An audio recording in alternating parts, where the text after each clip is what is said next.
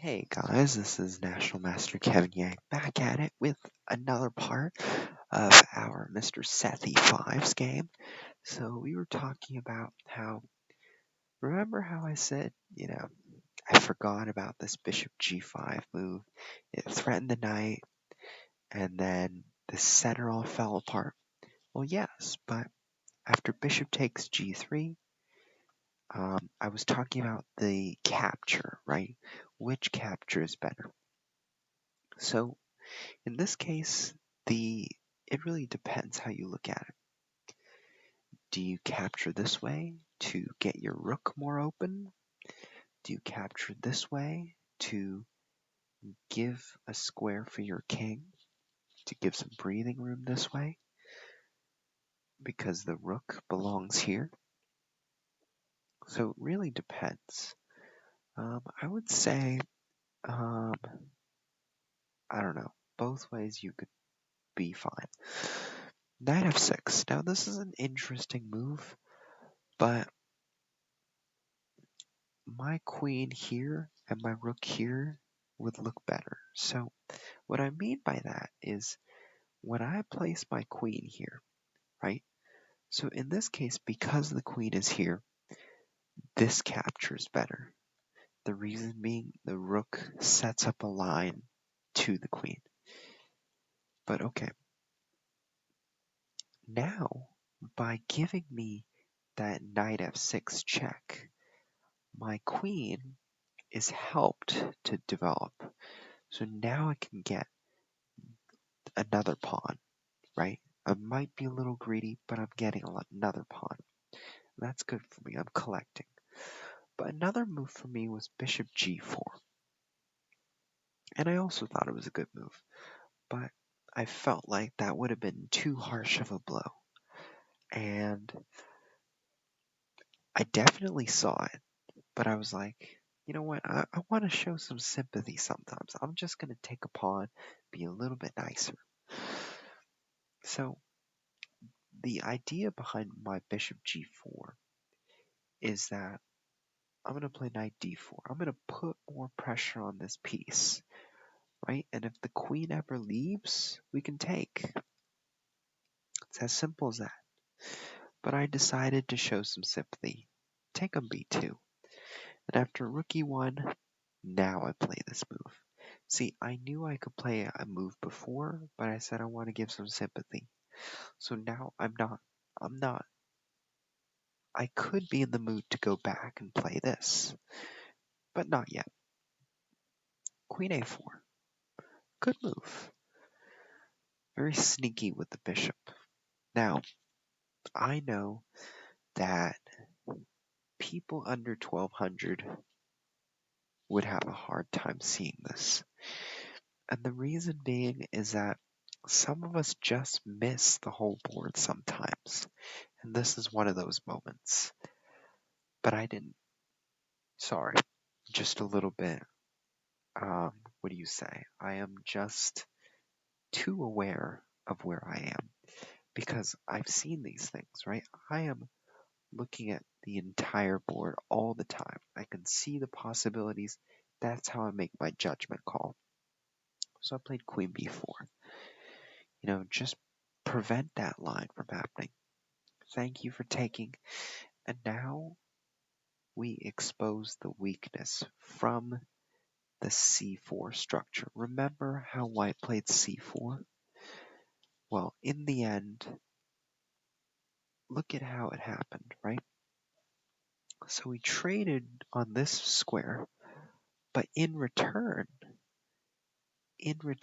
you'll see that now I can easily go for this very weak pawn. And so that was the goal. That was the goal of my plan of sacrificing this pawn.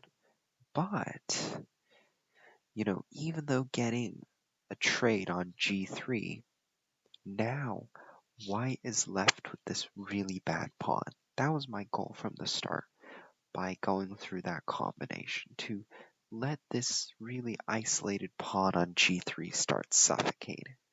Now I know it sounds dark, but chess can be dark sometimes. So after d4, completely fine, but here's the thing. Here's where you have to wonder, what if I just take? Bishop takes, knight takes. Right now I'm threatening the fork. Bishop takes, knight c2, and after bishop takes, rook takes, still threatening the fork. Rook a c1, knight takes, rook takes. Now this is completely winning for me. 2 pawns up, completely winning. However, it just felt like I could play this better. So instead, I took my time. I said, let me just put my rook here, get on the pawn, right? So after rook a d1, here's where I said it's time. Bishop takes, knight takes. And now my plan was this. After bishop takes b7, my plan was knight e2 check. Rook takes rook. So that can't happen. So after king f1, my plan was knight c3. The reason being, threatens this. So rook takes, and now there's no really good way to guard this, because after rook a1, rook d2, bam, coming down, baby.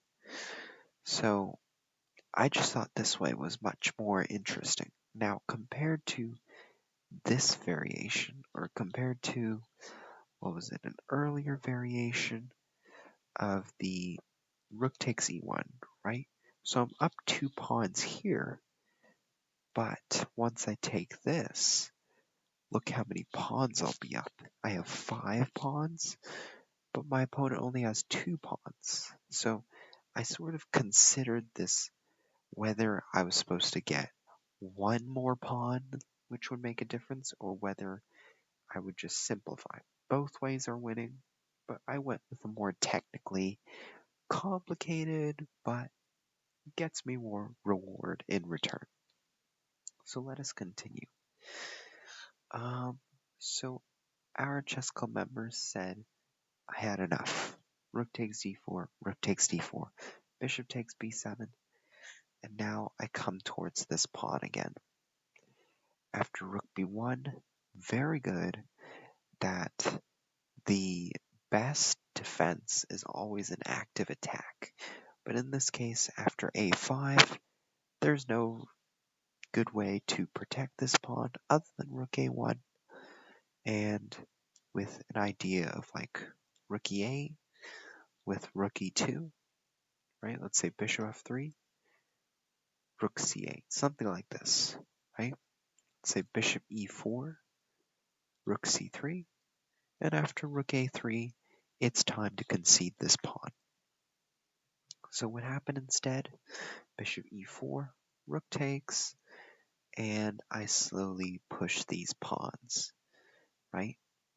And after rook b4, I could play check, I could queen, or I could queen right away, but I decide, let me just go for the bishop first. The bishop is preventing from 2 queens, so I said, after bishop 5, scare him away again. Bishop d3, let's scare him away again. After bishop c2, bam, the check, it's a bam, and let me just take that, and then rook e3 and rook h2. Didn't even have to let the 2 pawns go, just a checkmate. So the first instance to me winning this game was just the center pawn. It just made my life so much easier, right? So as I say, control of the center is important, but holding on to that center control is also important. So after that happened, c4 was an interesting move, but okay, here's one moment where I can improve, right? h6, just prevent that bishop from coming to g5. It was a little bit annoying for me, so I need to remember that for myself so even I can improve. So just like how you all can improve, even a master like me can improve. So it's all about, having fun, but it's also about finding your mistakes, improving on them, and playing a better game next time. So let's keep going. So maybe I would suggest just take here. I'm not sure how much this does for white because from there my queen can take the pawn. And of course, as I stated, the bishop g4 idea was better for me. But it all depends, right? So here, the better capture was h takes g3, opening up the rook. Very small detail, but another one of those improvements. And then at this point, I'm not sure if you want to completely trade because remember that you only have 4 pawns, right? And I have 6 pawns. So when you're down on material, you don't want to trade. However, it's because my knight is so dominant on this square and this pawn is going to fall that you might want to trade. So after queen takes, pawn takes, now the best move here is knight e5. The reason being, you open up your bishop to this pawn, you open up your knight to these possibilities. And after knight takes, rook takes, and after something like rook b8, well, look at this. Maybe rook b1, threaten this pawn. There's no way black can defend it. So even this knight e5 move, right? It's really hard to see, but such a move could have activated the bishop in one move and maybe threatened potential of the weak b4 pawn. So just these small improvements, it's hard to see at first. It's hard to see the ideas that come after it. It's hard to see why the move is the best, right? Sometimes I question computer moves. I might think, okay, why is this first move better than the second move? And it's all these small details that our engines just see that our humans just take a little bit longer to notice. And if you stay there and study those things, you might get better as well. Just another way to get better. So let's go back, right? So after this all happened, notice how rook takes d4, of course, as I pointed out, wasn't the best in conceding. Maybe you should have taken the pawn instead, but that's okay. And then here I slowly converted with the power of my pawns and shooing away the bishop. And hopefully you did learn something because at the end of the day, it's not just about learning, it's about having fun.